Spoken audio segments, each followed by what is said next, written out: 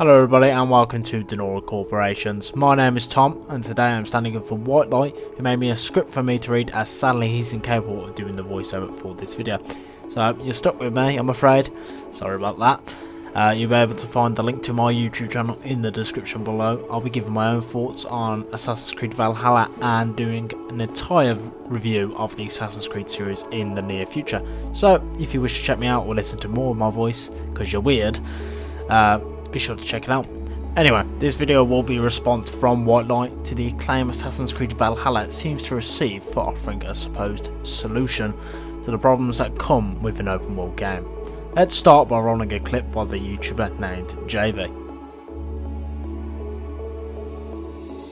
Now, I wanted to focus more closely on world events because I think this is really where this mechanic, this cohesion shines, and it's those mysteries that you stumble upon. These are, in essence, they're side quests, but this game doesn't call them side quests because they really aren't. And Darby explained this to me in my interview with him pre-launch about how they've scrapped the idea of side quests and you're not even recording them in the quest log anymore, and they're just things that you stumble upon, but I didn't quite understand the impact that these have. It makes a world of a difference to have these activities even labeled as events rather than missions or tasks. I know this sounds stupid, but bear with me. It makes a world of a difference that they are not detailed and tracked in the quest log, but instead they're just marked on the map as, hey, there's something I found here.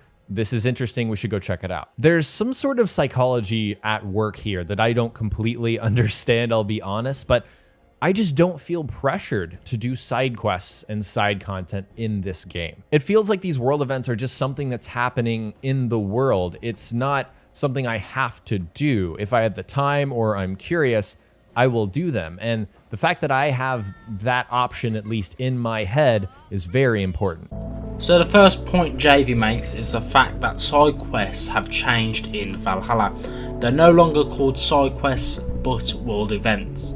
They're not really tracked like side quests are in Assassin's Creed Odyssey. He then goes on to say how there isn't really a level requirement to do these world events, nor are you really forced to do them to level up so you can continue with the main story. What really helps here is that these have no arbitrary level requirements either. So there's no pressure to do like a level 16 quest before you continue with the level 18 main mission in order to get to that level. You guys totally know what I'm talking about with these open world games. There's almost like a pre-designed order in which you are supposed to do these quests if you want to do everything. That doesn't exist in Valhalla, and it's kind of liberating. It's freeing to know that I'm not, supposed to do things in a particular order. And what's also very interesting about these world events is that most of them don't even have enemies. Most of these are you talking to someone, learning about their culture or, whatever they're doing in the world that needs your help. Little narrative bits where you get to make choices and like slightly impact it. A lot of these add flavor to the world. They're not really something that's supposed to be like a bedrock of content. This is slightly incorrect. Yes, there's a large portion of these world events that don't require a level, such as flighting, NPC encounters, Stonehenge puzzles, hallucinations, and the cairns are to name a few of them. But there are hallucinations with battles and boss fights with animals and warriors like those you had in Odyssey, which do have a power level requirement. It eventually ends on the point of world events with how the encounters you have are more grounded and more immersive. They're grounded in the setting. They teach you more about how people lived at that time, how people thought. So really all of these narrative decisions, the direction that they went in, all of this comes together in my mind to make open world activities feel more natural overall. I've talked about this with exploration in Valhalla, and some of you disagree with me. You want to be told where to go, and that's fine, right? But just at the foundational level in Valhalla, that's not what's going on. You're not being told immediately where to go, at least not by who you're talking to, the quest givers. The UI is there to do that job if you want it to, but everything else is very much figure it out for yourself. And that is something that I appreciate, and I think that's reflected in the world events as well. White Light states that he has to disagree on that. These encounters are extremely shallow. They're a brief moment in the game, a one-off situation which you'll forget about in less than an hour. They make the game feel lifeless, an empty imitation of a world. You know, compare that to Odyssey, where you met a person and actually learned more about their background and story. Look to Red Dead Redemption 2, where you encountered NPCs several times, which it allows you to, you know, really feel for them.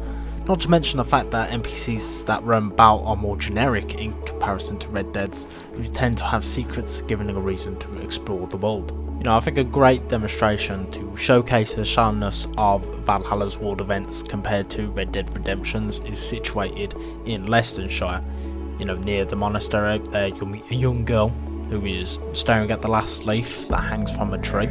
Her father had travelled to Lincolnshire and had told her he'd be back before the last leaf falls from that tree. You know, the option, well, I say option, is to either tell her to deal with it or to wait longer for him. You know, there's no clue that her father is round that area. White has spent days around Lincolnshire searching for him, but nothing. You know, compare that to Red Dead Redemption 2's, where, you know, you'll be able to find him and bring him back to his daughter. You know, even if you had to kidnap him, or you would have found him dead and be able to inform his daughter that her father is dead. But there is an option in Valhalla. Like, these stories are beyond incredibly shallow and contribute to a lifeless world. You know, that's the biggest issue an open world game may face. So in the comments, JV goes on to say he'd rather have Valhalla than the alternative, whatever that may imply.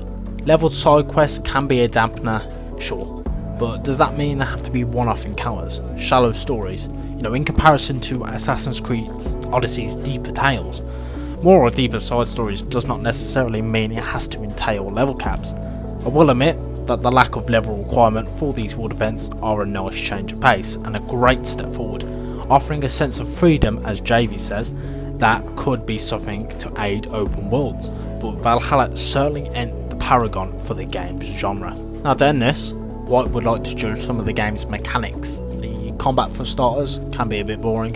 There is a lot more to it, because you can block, parry and roll and other stuff, but the finishers are extremely limited. Especially in contrast to Odyssey's, where some weapons may only have a single finisher, causing you to see the same 1, 2, 3, maybe 4 times in a row. Other weapons have 2, maybe 3 different finishers, you know, far too few in White's opinion. Then we have the new village mechanic, which reminds White of Monteriggioni in Assassin's Creed 2, just with some customizables here and there. Both the construction of the camp and the raids in and of themselves are extremely fun. I'd simply wish that we could decide where each building would be. This would make the settlement even more personalised. It would allow players to put the occupants they utilise the most near one another. Another benefit is the fact that we could choose to have decorative elements near a building that wouldn't have one otherwise. For example, White would want to build a mead barrel behind the brewery, but there was none there, so we had to place it behind another building instead. Now, being able to relocate buildings could mean a lot for raids, allowing them to reset, as you'd have to steal supplies again because those you've used before are now completely wasted during deconstruction. It would also be a lot of fun if you could defend your settlement and could construct a wall and towers to aid us in our struggles. You know, I think the biggest issue White takes with Assassin's Creed Valhalla, however, is the advertising of forging alliances.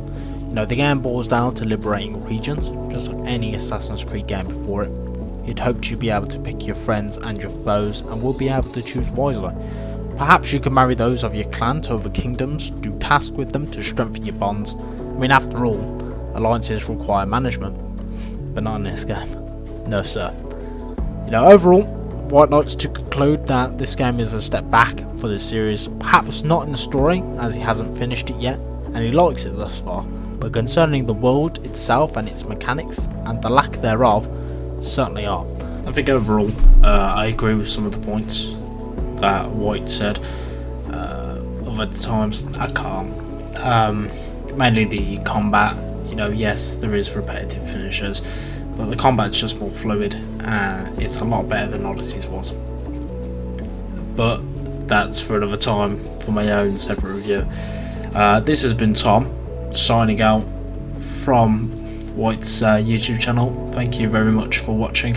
Be sure to hit the like or dislike, however you feel fit, and please comment in the comment section how I did. This is my first time doing a review ever. This is the first time I've ever used one of these mics as well, so obviously I'm not very comfortable, but you know, hopefully one day I shall be. Anyway, if you're interested, be sure to hit my channel up on YouTube.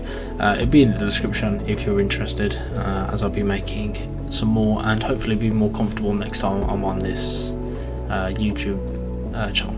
Anyway, thank you for watching and have a good day, everyone. Bye.